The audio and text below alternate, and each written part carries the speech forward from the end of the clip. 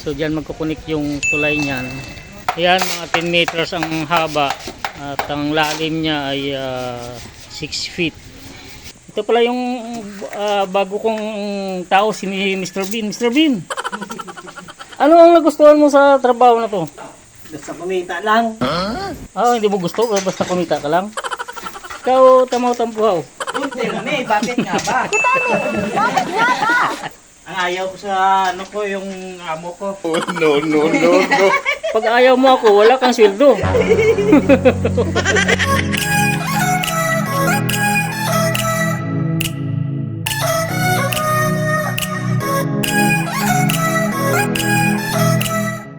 Magandang hapon mga ka-landscape. Ito mayroon kaming bagong landscape dito sa Samar Farm and Resort.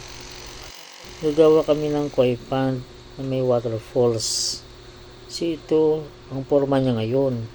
Napakakapal ng buhos kaya medyo matagal bago mahukay ito. So hindi ko na nabidyuhan yung panimula, pero 3 days na itong hukay namin. Good morning po. Ang 5 days naming hukay dito sa koi pond na ginagawa namin. So ayan po palang hukay namin. Bali 4 feet po pala yung lalim niyan, tapos yung haba mga 10 to 12 meters. So may waterfalls doon, tsaka dito mayroon din waterfalls yan. Yung waterfalls na ginawa ko doon dati so connected siya dito.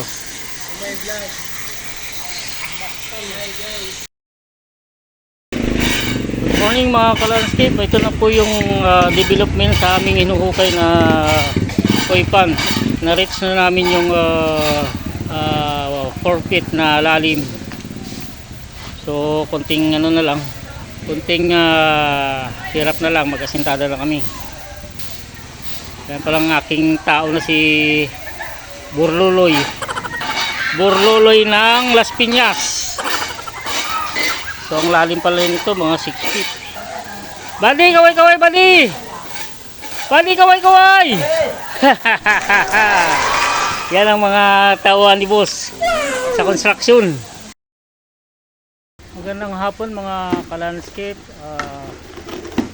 Ayan na po ang aming ginagawa ngayon. Sintada na kami sa fish pond na ginagawa namin. So yan, pang 8 days namin. Medyo madugo na trabaho ito mga ka-landscape.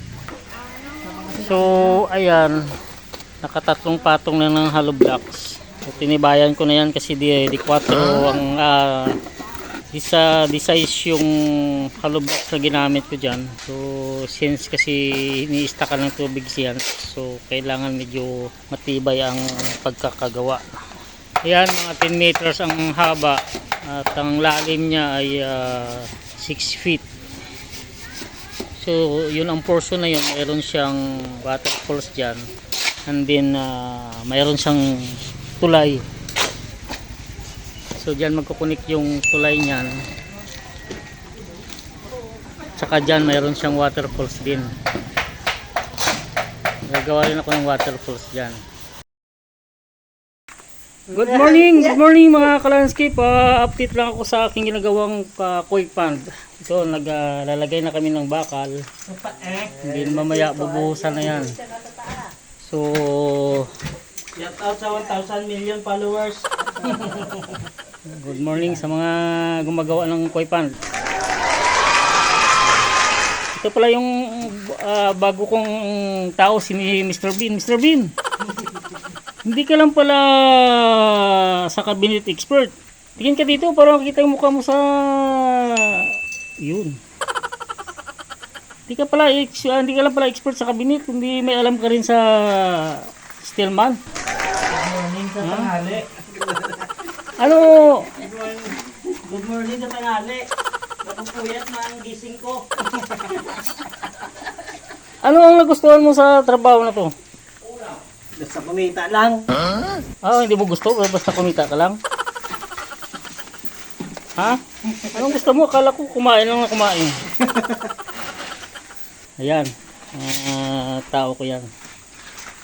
Ikaw, tamaw tampuhaw. Utterme, bakit nga ba? Bakit nga ba?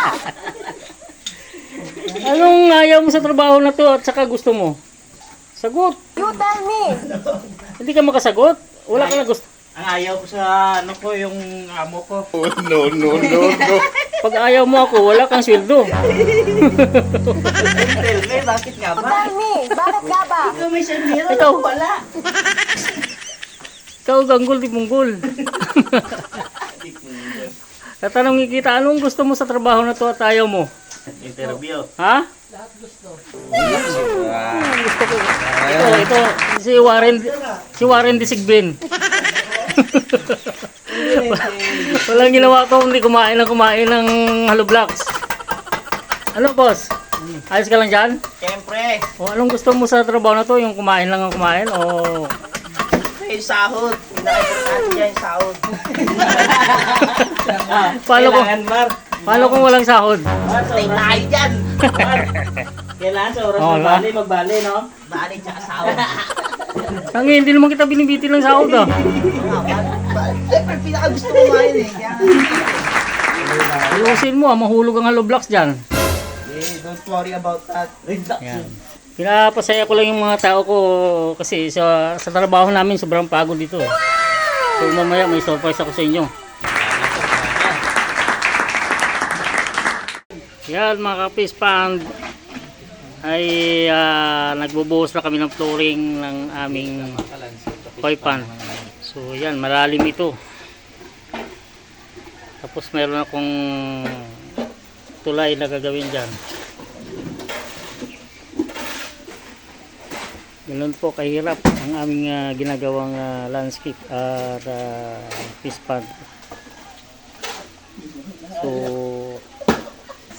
pagkatapos yan, ipipinising pa yung gilid.